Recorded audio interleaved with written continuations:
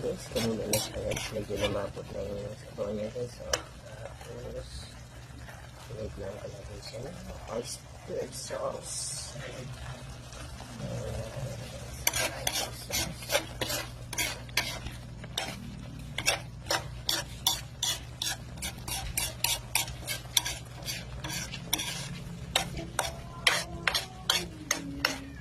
Pinakalapit ko lang sa inlet yung sabaw niya. Tapos tikman na natin.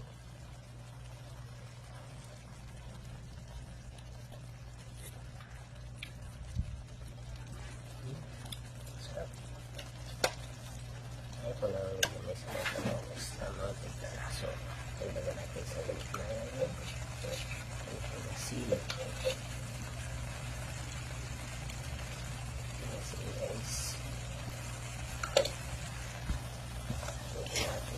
Yan, yan to guys.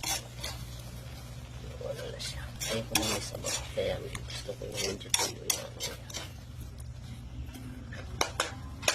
Thank you for watching guys. Much love and God is naman tayo guys.